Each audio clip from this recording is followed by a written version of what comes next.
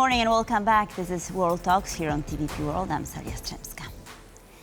The US is considering relocating American troops from Germany to Hungary, a country that has the closest ties with Russia of all European states. To discuss implications of this potential move, I have Jacek Raubo, Director of Analysis Unit, Defense 24, joining me right now. Good morning, sir. Delighted to have you with us. Thanks for joining. Good morning, and thank you for having me. So we're talking about some 35,000 troops being relocated from Germany. What led to that potential move, right? Because Trump is still considering it. Before we will be able to answer this question, we need to understand that this kind of maneuvers inside the European command area of responsibility is always based on three different levels. First is, of course, something strictly connected with Commander-in-Chief, so Donald Trump administration decisions, coming from, of course, the political background. On the other hand, there are two other things we need to have in our minds. First is that US is right now trying to reconstruct their military deployments around the world. So they need to be much more flexible in the context of, for instance, Indo-PACOM or even the CENTCOM area of responsibility in the Middle East, for instance. And the third layer, I think it's very important. We are able to see this on the Polish soil. This is something strictly dedicated to the new architecture of security in Europe. That's why, for instance, US is building POWIT's APS-2 facility, or they are trying to deploy more troops to the new members of NATO on the eastern flank. And here, we have a synergy of three different dimensions in the context of Hungary, in the context of this news coming from the White House. I think, of course, 80% or maybe 70% is the political side. They want to strengthen these ties with Hungary because of very close ties between the leaders, the Prime Minister of Hungary and, of course, the President of the United States. But on the other hand, we need to remember that in Hungary, we saw and we are still able to see a very strong cooperation in the special forces between US and Hungarian forces. So we might see some deployments dedicated to not only a political agenda of Donald Trump, not only strength on this pressure on Germany, for instance, but also some moves which are based on the global area perspective and also a new European security architecture. Right, you mentioned altering the security architecture, post-World War II security architecture that we have in Europe right now. So what other moves are we expecting from the American administration, and how could this new strategy and architecture look like? Truly, I think the answer is coming from the last trip of Pete Hegseth, a new Secretary of Defense, in Poland and in Europe. We saw him in European Command and African Command in Germany. On the other hand, where he went to Poland to see these new buildings as APS-2, as I mentioned before, this facility dedicated to fast deployment of reinforcement on the eastern flank. So I think this is a core of understanding a new American posture toward Europe, that we are much more faster, we are much more flexible in strengthening our own forces in the context of crisis or war. So we need to accept that they will move a lot of troops. Why? First and very visible thing, southern border. We are mostly thinking that this is a kind of a Department of Homeland Security operation and their forces. But on the other hand, where Pentagon is sending more troops right now? 10,000 troops to the southern border. So they need to have not 10,000 troops. They need to have some reinforcement. They need to rotate them. So I think the biggest question mark is not Hungary. The biggest question mark right now is Romania. For our Polish perspective, for the whole eastern flank structure, this is the key battlefield with a new administration. Why? Because this is the pillar of security.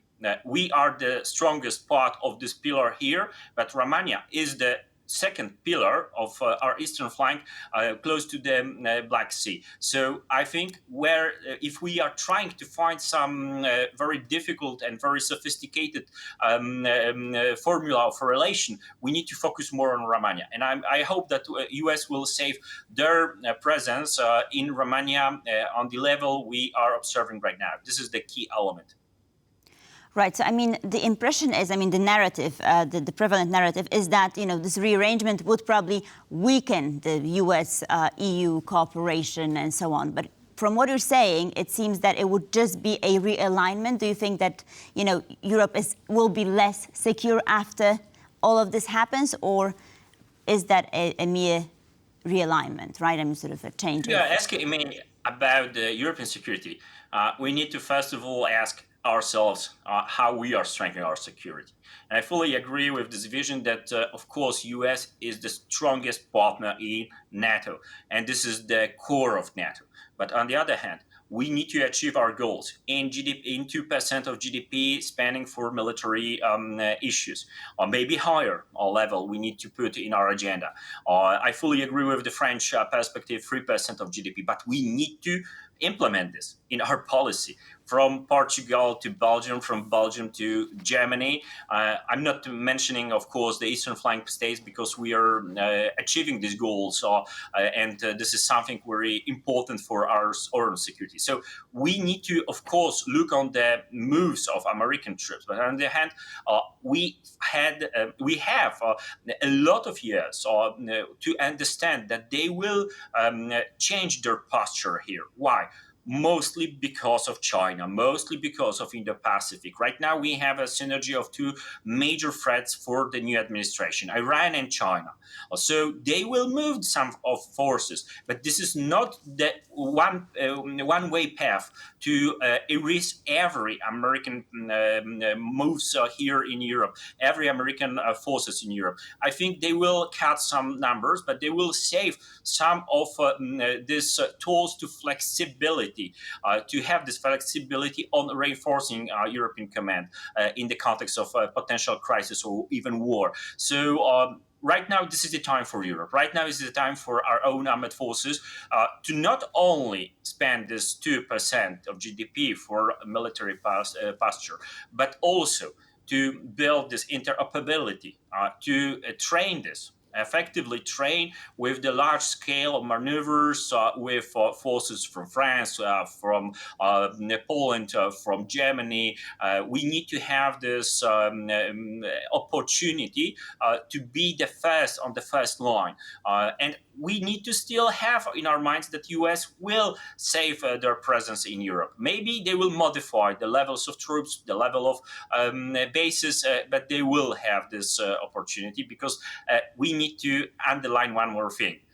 US is planning their military position for 10, 20 years from now.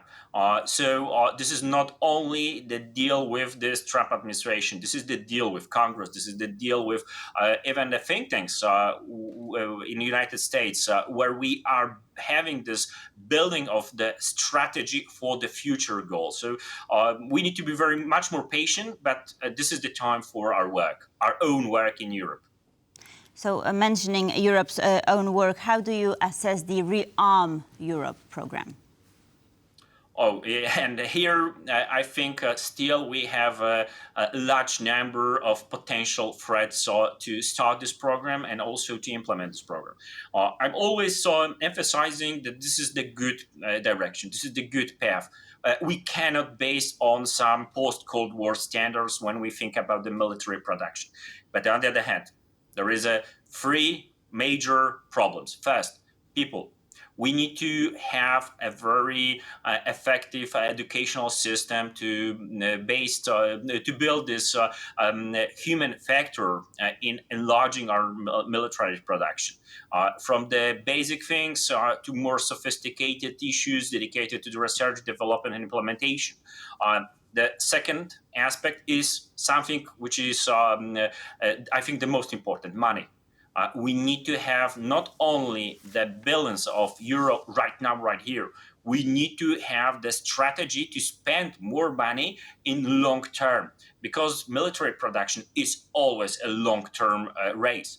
And the third thing, and I think this is sometimes abandoned issue, we need to invest in our research and development programs. Why? Because this is a very rapid world with a number of emerging and disruptive technologies, and impact of that is visible not only in Ukraine but also in the Middle East, in Asia.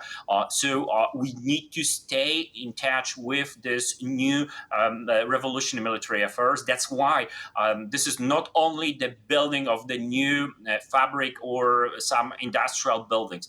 This is always the issue of fulfilling with the high-skilled personnel. This is the building of a very effective educational system. This is the dual-use technology problems where we have the opportunity to get some technology from the private sector. So a large number of question marks, but I hope that the decisions we made on the European ground will start this path to achieve these goals. But it will be not the very easy road. It will be not the very easy task for all Europeans. Right, and how do you sort of view Poland's efforts, right? Because we're already spending more than 4.7% of GDP on defense. Now we have this new program, right? So how do you view Poland's efforts? Shall we do more? Are we doing enough? What is the potential trajectory here? Article 3 from the North Atlantic Treaty is dedicated to strengthening own capabilities when we think about every NATO member. So we are fully achieving this Article 3 agenda on Polish ground. But on the other hand, this is not the black and white picture. It is always the race with some kind of victories and loss during that race. And it will be the process. That's why we need to invest more. I fully agree. That's why we need to train more troops and more people for non-military actions during the war or crisis. That's why this is very important to reform or rebuild, for instance, civil defense. We need to, of course, strengthen our military production and military capabilities in the context of this dual-use technology coming from the private sector, because we need to have, of course, the position of the leader of the Eastern flank. But on the other hand, we need to have a synergy with all of the trends coming from Europe. We need to get more money from the European funds to strengthen our science, our research and development sector.